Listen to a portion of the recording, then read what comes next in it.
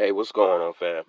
So this video is about my thoughts on Minister Farrakhan, and this video was actually inspired by the screen cap you see up on on the video, which is a post by the brother My Views, and he's a good channel. He stays on code.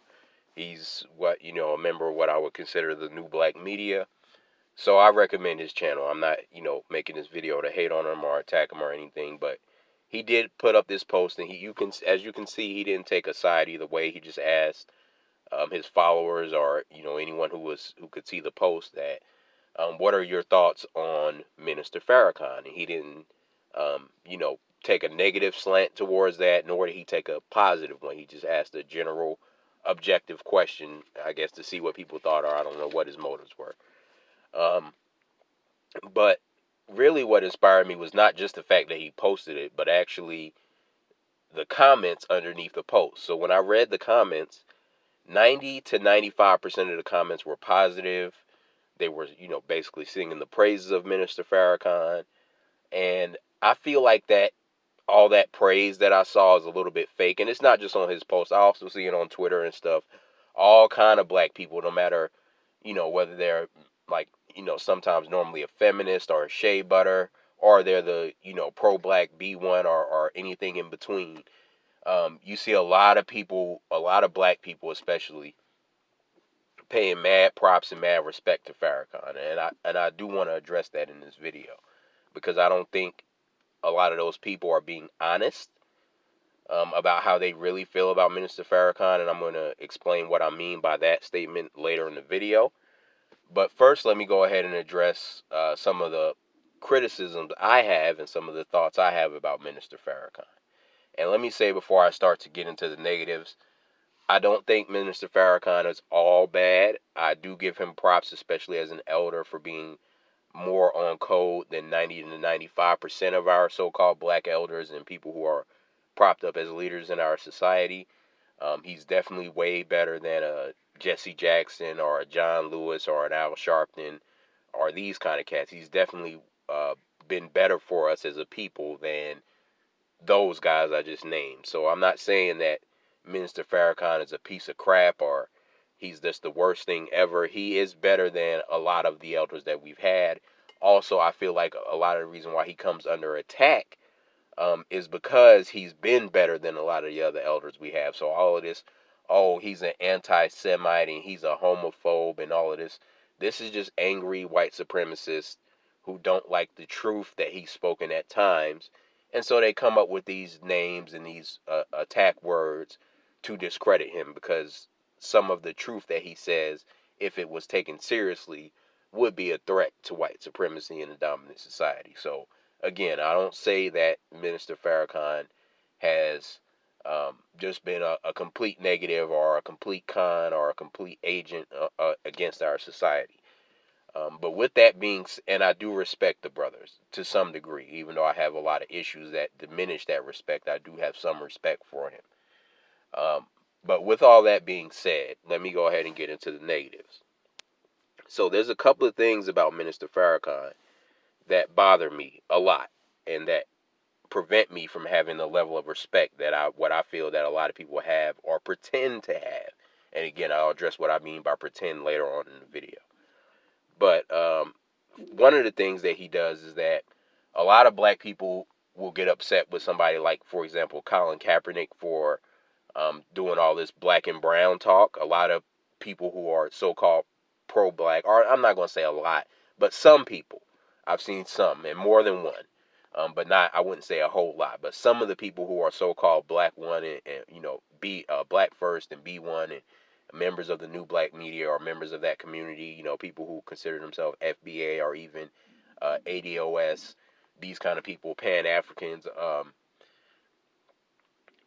they will attack a Colin Kaepernick because sometimes he uses black and brown talk when he's talking about activism or whatever it is that he's doing, and they'll attack Colin Kaepernick for that.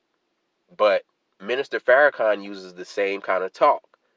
As a matter of fact, in his most recent speech, in his July 4th speech, he was doing a lot of black and brown talk, bringing up Native Americans and all these other groups. But I don't see some of the same people who are willing to shit on Colin Kaepernick for talking about black and brown, attacking Minister Farrakhan for talking about black and brown. Not only that, did you know that Minister Farrakhan has a Hispanic uh, minister in his congregation?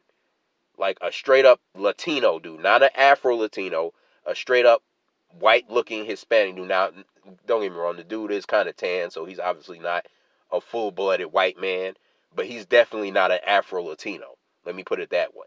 He's definitely not that. He's like, looks like your typical um, light brown, borderline white looking Mexican. All right. He has that dude in his congregation, and not only in his congregation, in a leadership position in his congregation. And he has this whole program meant to reach out to Latinos and bring them into the Nation of Islam fold. So all these people who like to love to, all these black first people who love to draw the line at black and brown talk, for some reason you don't have that same smoke for Minister Farrakhan. That's number one. Number two, my other issue is, and this is my biggest issue with Minister Farrakhan, is the treatment of Minister Khalid Abdul Muhammad. So, although most of the people who probably listen to my channel kind of know this backstory or fully know this backstory, Minister Khalid Muhammad was, in my opinion, the strongest minister to come out of the Nation of Islam.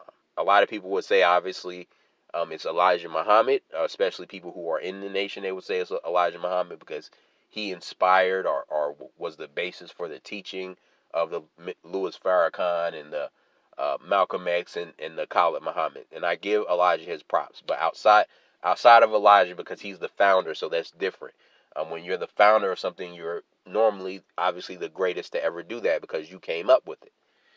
So outside of Elijah Muhammad, who's in a separate category to me because he's the founder of the movement, Khalid Abdul Muhammad is the greatest, most impactful, most powerful minister to come out of the Nation of Islam. And what happened to him was he was basically pushed out and kicked out of the Nation of Islam. And it started with an infamous speech that you can easily find on YouTube called the King College speech, where he went in on white Jews in particular. And he was harsh and he was unrelenting. But everything he said was based on the teachings that were given to him by Louis Farrakhan and Elijah Muhammad. So these are not the things that Khalid Muhammad was saying. Not only were they just true in general for the most part, especially about racist white Jews, but and in the context of religion, especially if you're someone who believes in religion, everything that he was saying was very true. But it was the teachings of Louis Farrakhan and Elijah Muhammad that he was speaking and repeating. And he didn't threaten anybody. He didn't threaten to murder anybody. Yes, he was rude and crude and rude, but he was sticking within what Nation of Islam ministers do. That's how a lot of them talk. That's how a lot of them come off, because that's just the culture of the Nation of Islam. They're not this milk toast, weak, nicey nice, kissy kiss type of speakers. They're harsh to white supremacists. Now they'll show love towards black people. Even a lot of times they'll be harsh towards black people who are off code, which is good.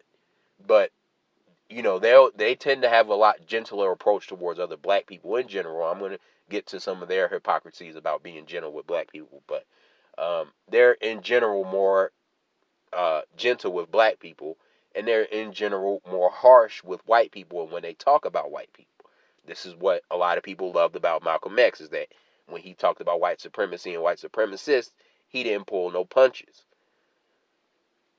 And this speech that Dr. Khalid Muhammad gave, which while it was a little crude and a little rude, it was not anything out of line. It was not anything crazy. He didn't say that black people should just go out and start indiscriminately killing Jews or anything crazy like that.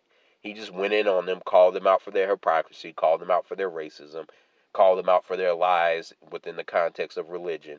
So after he did this speech, because it was so hardcore and raw, of course it upset a lot of the white supremacists, and there was a big national scandal when he was like one of the only citizens to be officially censured by the government, which is like a reprimand without consequences. So basically they're saying you're a bad person who shouldn't be listened to, you're a threat to society, but they're not necessarily pressing criminal charges against you. It's just a formal gesture to say the US government officially disapproves of you. And they went out of their way to pass this in Congress because of his speech. And because of all the public pressure and attacks that were coming against the Nation of Islam because of Dr. Khalid Muhammad's speech, Minister Farrakhan basically used that to push Khalid out of the nation. And everything I'm saying about what happened between Khalid and Minister Farrakhan, 98% of it I'm drawing directly from the mouth of Khalid Muhammad. So this is not conjecture. I'm not repeating a rumor. I'm repeating exactly what Khalid Muhammad said. And for those of you who don't know, Khalid Muhammad had risen to the position of national minister, which was second in command of the Nation of Islam. Khalid Muhammad was there when Minister Farrakhan was trying to rebuild the Nation of Islam, because Elijah Muhammad's son, Warif Muhammad, after Elijah died, he basically pretty much immediately disbanded the Nation of Islam. It took him about a year to disband and totally dismantle the Nation of Islam after Elijah Muhammad retired. And during that time that the Nation of Islam was basically non-existent in the late 70s, because of Warif Muhammad dismantling the Nation of Islam, Louis Farrakhan, after being out of it for a while, had started to try to rebuild the old nation. And that's what the nation is today. It's based on what Minister Farrakhan rebuilt. But at first, it was very small because the original nation had been disbanded. So they were basically almost starting from scratch. Not fully from scratch, because obviously it wasn't, there was a Nation of Islam before. But after the rebuild, or after the destruction of the Nation of Islam, Louis Farrakhan had started to rebuild it. And when he first started to rebuild it, it was very small because they were basically starting again from scratch, like I was saying. And one of the few people that was with him from the very beginning was Khalid Muhammad. So Khalid Muhammad is not just some dude, or some dude who was in the nation for a couple of months and became a minister or something and then got bitter for whatever reason. Khalid Muhammad was there from the beginning, from the genesis of the rebuild of the Nation of Islam. He was there side by side with Minister Farrakhan from the very beginning. And that's part of what enabled him to become the national spokesperson, which was also what Malcolm X was, which is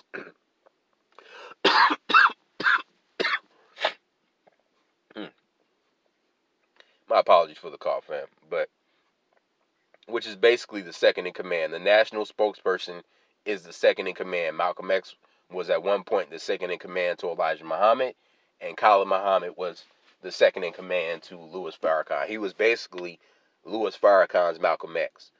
If Louis Farrakhan was Elijah after the nation was rebuilt, Khalid Muhammad was Malcolm X. So he was there from the beginning. But because of this one speech that was entirely based on the teachings given to Khalid by Minister Farrakhan, Minister Farrakhan proceeded to cut off Khalid Muhammad. Now, he didn't immediately kick him out the nation. He demoted him to just being a regular minister. But Khalid Muhammad was very close with Louis because they had been together for so many years. They rebuilt the nation for so many years. He was Louis Farrakhan's second in command. They were basically best friends. But not only that, it was a different level because Khalid would call Louis Farrakhan his spiritual father, meaning he was his father in the Nation of Islam, and he was the man who raised him to be a strong and powerful minister in the Nation of Islam. And he even named his son. His son is Dr. Farrah Gray. Some of you probably know him because he's a semi-celebrity right now. But Farrah is short for Farrakhan. Um, And Khalid named his son after Louis Farrakhan because he had that much admiration for Louis Farrakhan, and he was that close with Louis Farrakhan. So they were close. So even though you have to demote him because of public image or whatever the reason are, let's just go along with the Nation of Islam story that he really did violate the rules and the codes of the nation, which I don't believe he did, but let's just say that he did. Even if he did all that, you guys are so close. Even though you have to reprimand him, do you also have to cut him off and end your friendship and end your close relationship with him? Because that's basically what Louis Farrakhan did. He basically ceased all communication with Khalid.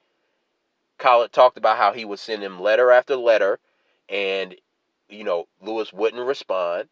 He made sure to call him at certain times of the day so that the call wouldn't get intercepted by somebody else. And he would be told that either Khalid didn't call or that Khalid, was talking bad about him or whatever. He wanted to make sure that he was able to communicate with Lewis directly because he talked about how, and this is Khalid's words, how he watched what happened between Malcolm X and Elijah Muhammad, and he saw how a lot of agents were spreading misinformation to Elijah about Malcolm in order to make Malcolm or make Elijah dislike Malcolm and hate Malcolm and want him out the nation and all of this other stuff, right?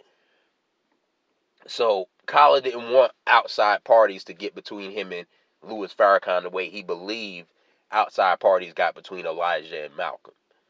So he was doing everything he could to make sure that Lewis was able to talk to him directly, but Lewis would never either never pick up the phone or during the times when he would catch him, he said that Louis Farrakhan would be very nice and would promise that him and Khalid were going to meet soon and talk. And Khalid was apologizing. He was like, "Look, man, whatever I did, I'm sorry. I just want things to go back to the way they were, even if I don't have my old position. I just want us to be close like we were before. I don't know what I did that was so bad that you would end our friendship and end our relationship the way you had." And like I said, according to Khalid, Lewis was always nice on the phone when they would talk, but he would never really meet with him. And other things were happening too, like when shortly after Khalid was demoted, he was given a speech or a sermon, and he was a shot. There was an attempted assassination on him by a member of the Nation of Islam. Now, the Nation of Islam denies that this guy was put up to it by the nation. They say that it was agents, government agents, that put him up to it, or they'll say that he just, decided that Kyle was wrong on his own and he shot him. But either way, there was an assassination attempt on Khalid. Minister Farrakhan didn't even visit Khalid Muhammad in the hospital. Nothing, just ignored him. This is after one of your greatest ministers, a rider who was with you from the beginning. Somebody attempted to kill him, shot him in the leg. Bullets flew inches from the son of his head, the same son I'm referring to. Now, Khalid has more than one child, but the son I'm referring to, Farrah Gray, Farrakhan Khalid Muhammad is his full name. The bullets were inches away from hitting his son, and Farrakhan didn't even visit. Not only that, but as the years went on, Khalid started to talk about Louis Farrakhan did meet with him in the 5 or 6 years in between him getting kicked out of the nation and not even 5 or 6 because this was at that time. It was actually about 7 or 8 years, almost 9 years that Khalid was out of the nation or blackballed from the nation. Um, since the King Khalid speech, but since the years that he was actually officially out of the nation, um, he talked about how Louis Farrakhan only met with him twice since that time, or since the time that the King College incident happened. And Minister Farrakhan was, all diplomatic and polite and all of this and that, but he never reformed their relationship or made up for what was done. And he never explained why he treated Khalid the way he did, except for, oh, you broke the rules, you violated the rules of the nation. And not only that, But a lot of the other members of the nation started to socially distance themselves from Khalid and wouldn't really associate with him. So after a while, Khalid got fed up and left the nation, which is understandable because everybody's blackballing you. You're demoted. The guy who you started with is no longer speaking to you. So a lot of people will leave under those circumstances.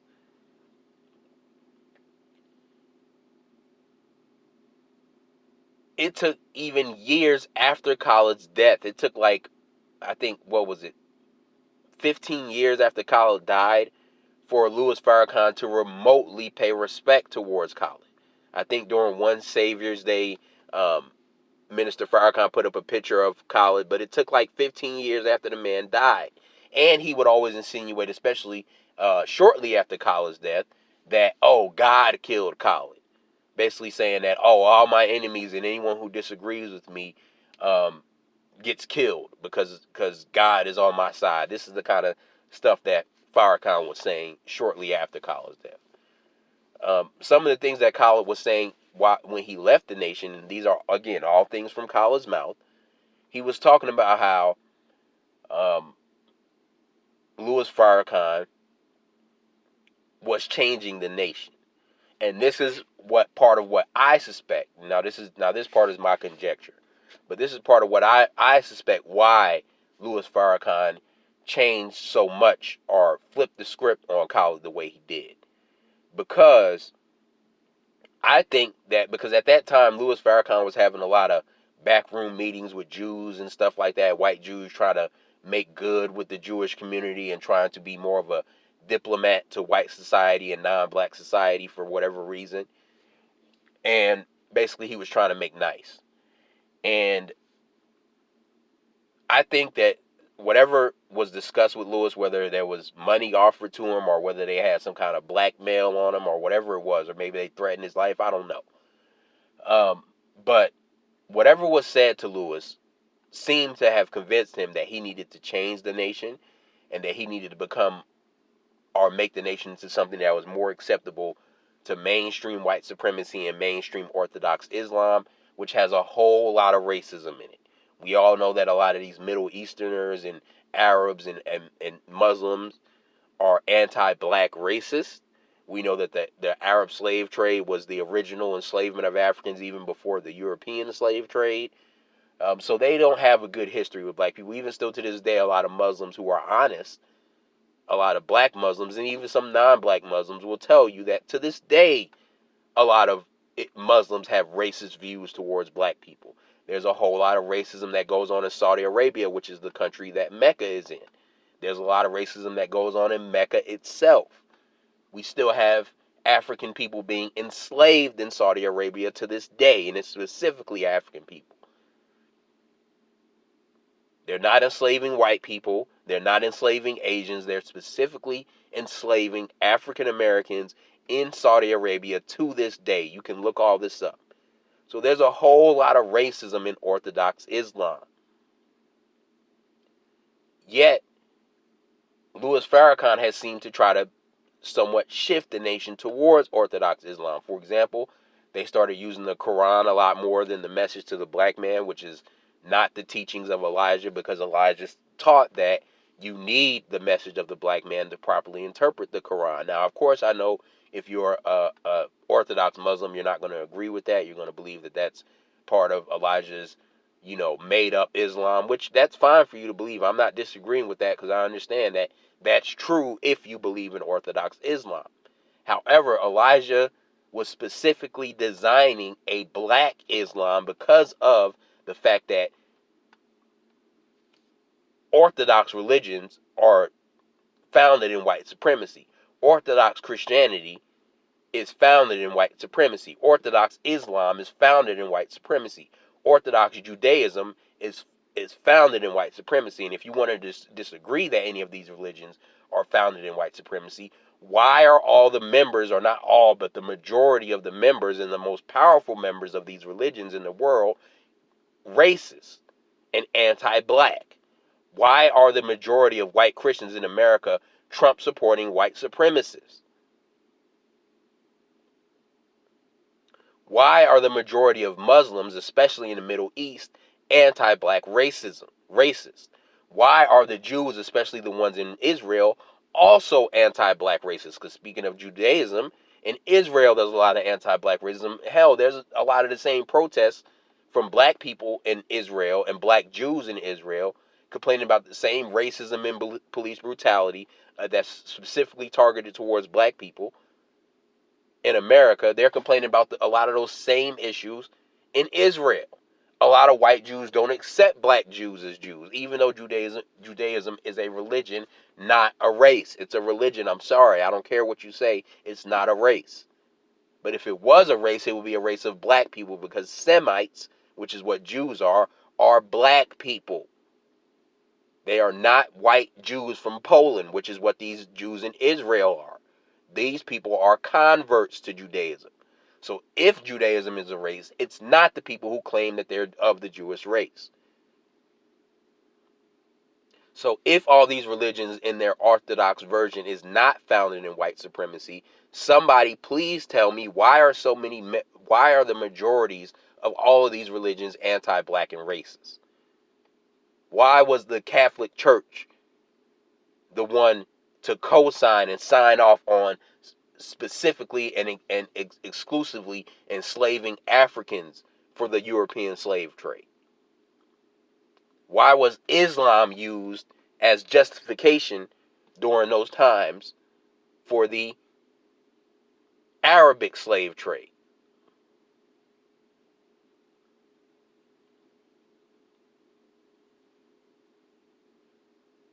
So the shift to Orthodox Islam is a sign that you are softening up. And how did Louis Farrakhan shift towards Orthodox Islam? Like I said, he started using the Quran more. Also, he changed things about the nation. Like Elijah Muhammad used to make sure that the nation would have um, Ramadan during December, because he wanted them to be able to be in a good place spiritually during Christmas, because a lot of, I pretty much all of the black people were Christians at the time of Elijah Muhammad, and he knew that he had to convert them or break them of their Christian ways and their Christian traditions. So he would have them have Ramadan during December. There's also some studies of ancient Islam that show that Ramadan originally should have been during December. But even if you disagree with that part, Elijah's nation's Ramadan was during December. The Orthodox Islam Ramadan is during the summer months. Farrakhan shifted the Ramadan from December to the summer months with the rest of the nation. Not only that, like I said, he started bringing in a lot more Orthodox Islam. He started doing a lot of things that the nation didn't do, or that Elijah was specifically against the nation doing. And we know that the last time the nation shifted towards Orthodox Islam, they were destroyed. For example, War of Din Muhammad, Elijah Muhammad's son, the guy who I was referring to, who dismantled the Nation of Islam. One of the first rules he changed before he just completely dismantled the nation was that he started allowing whites to join the mosque as fellow worshippers, which was explicitly not allowed under the Nation of Islam. They stopped teaching all the teachings like the white man is the devil and all of this stuff. And again, it wasn't but a matter of time until the nation was completely destroyed and they were just regular Muslims. So when you start shifting towards Orthodox Islam, that is a sign that you are changing and shifting towards something that's more acceptable to white supremacy, and something that will make the nation ineffective and basically null and void. Because the last time the nation shifted towards Orthodox Islam, that's basically what they were. Another thing he started drifting from. Now he did go back to start teaching this, but again, that shows inconsistency, that he was all over the place. Another thing that Farrakhan did, and this is all this that I'm saying, these changes, these were happening towards the end of Khaled's time and after he got out. And Khalid would be calling this stuff out. He was calling out the shift towards Orthodox Islam. They stopped teaching the white devil teaching. He was calling that out. So again, this is not stuff that I'm saying. This is stuff that Khalid talked about. Another thing that the nation did was they discouraged voting. Elijah was specific. He said only vote for a black politician, and if that black politician has black people's interests in mind. Elijah Muhammad was saying this way back 50, 60, 70 years ago. So this brother had some wisdom and some intelligence. The people in the Nation of Islam did not vote. It was not forbidden, but it was basically known to be against what they practiced because they knew and they saw both sides as white supremacy, just like we should see it today. Let the left and right side of white supremacy, two devils as they would call them. You're choosing between two devils. So the nation did not participate in voting. But of course, during the time that Khalid Muhammad was being frozen out, and shortly after he was out of the nation, oh, now the Nation of Islam members vote, and it's okay and it's acceptable for you to run out and go vote. A lot of them still run out and go vote today. But back in the day, a bunch of Nation of Islam members running out to go vote, they would have probably been disciplined by Elijah or some of the other ministers for doing that crap. Because there's nobody to vote for, just like there isn't today. So that was not acceptable back in the day, but all of a sudden now it's acceptable. And then even stuff in more recent time, he shifted towards this Scientology stuff, which looks highly suspect. Some of it looks financially motivated because you have to pay money to get to a lot of these levels, to get to a lot of these clears or whatever in Dianetics. So a lot of this is money motivated because that's how the Church of Scientology makes a lot of their money, by making people pay fees to move up in the Church of Scientology. So part of it looks money motivated why he brought this in. But then some of it looks suspect too, because a lot of the Scientology stuff, what it'll do is it'll try to get secrets on you and controversial facts on you. This is why they love to get celebrities into Scientology, so that they can either blackmail you or so that they can sell information to the CIA and the FBI about people who might be considered activists or extremists. And I'm not saying that Louis Farrakhan necessarily did either of those things with the Scientology stuff that he was implementing into the nation, but it's real suspect because at the end of the day, when you do your research on Scientology, it's a cult. It's a psychotic cult that people should not be associating with or be around, not people with sense.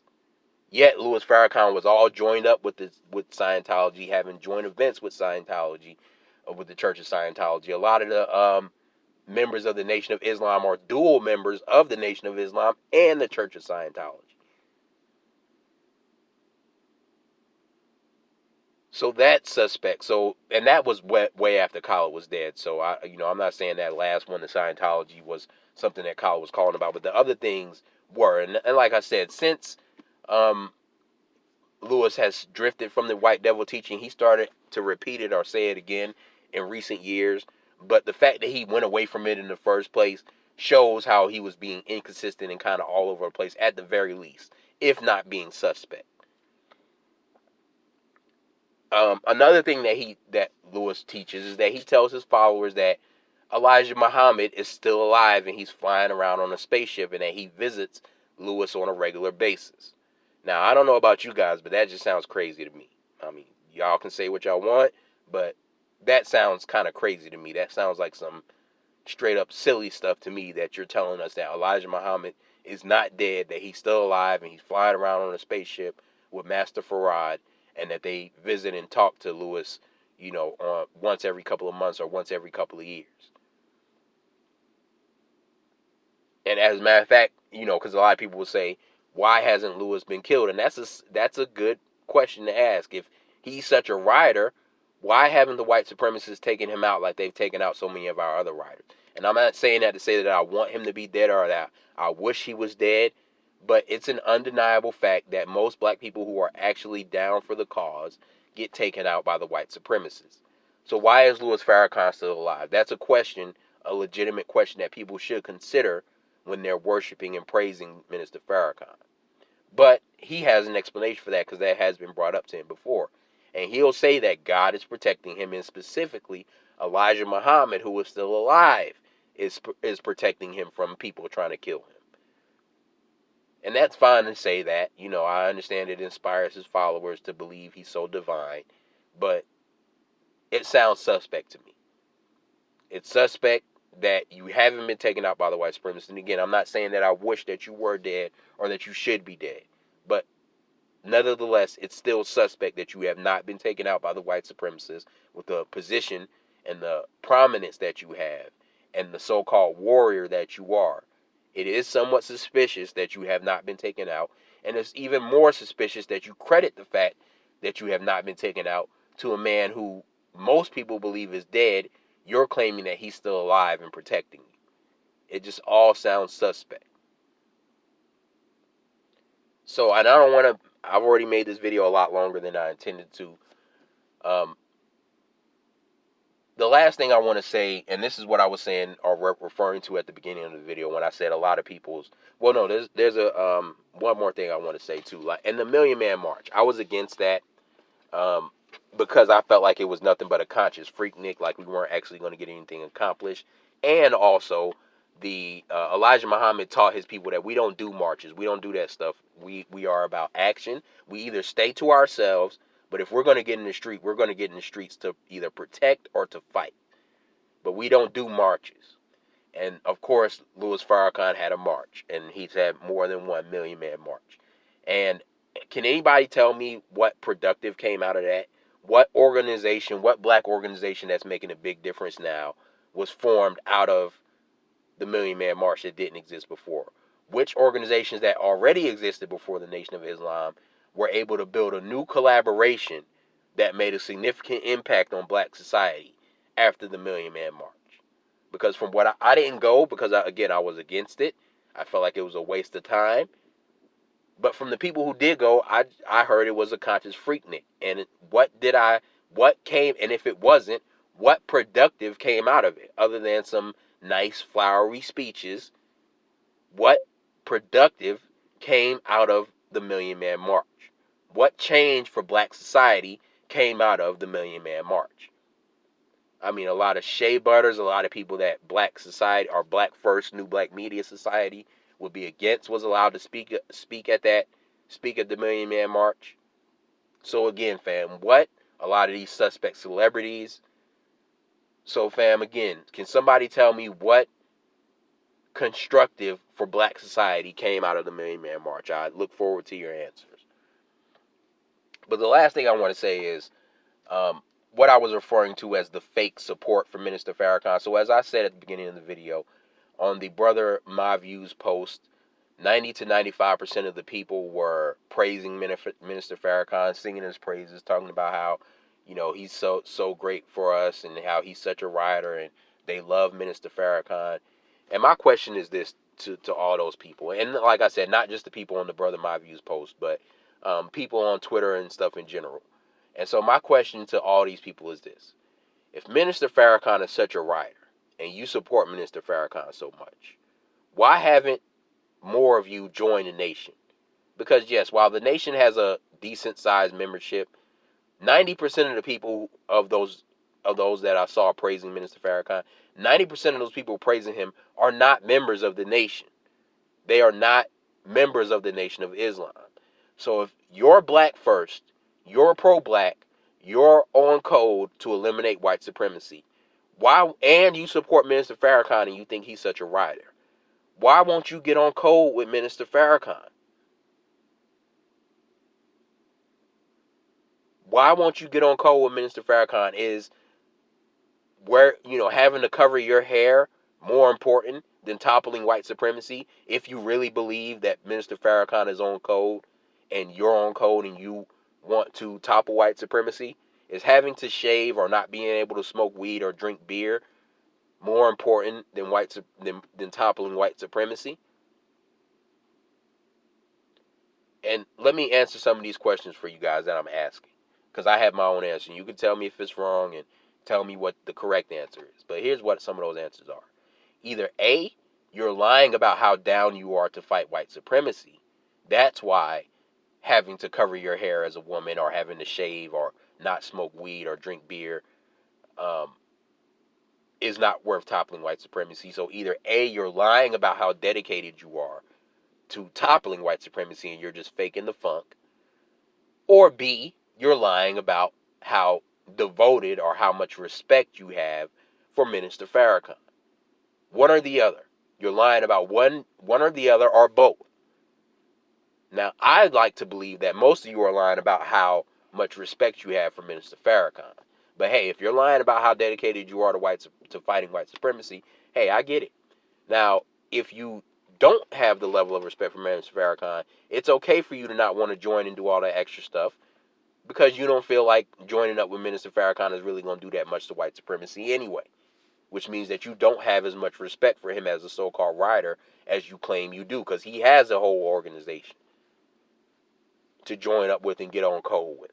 And if the majority of black people were members of the Nation of Islam, the white society would have no choice but to give him even more respect than they already do, and to take him seriously as a leader, and possibly even bring him in negotiations for things like reparations. If the majority of black people, are even as many black people who claim to love him, were actually in the nation. So again, either y'all are lying about your level of respect for Minister Farrakhan, or you're lying about your level of dedication to dismantling white supremacy, or you're lying about both. But you're lying about something, because you ain't in the nation. You got so much respect for Minister Farrakhan, but you ain't in the nation. But let me say this, another thing too.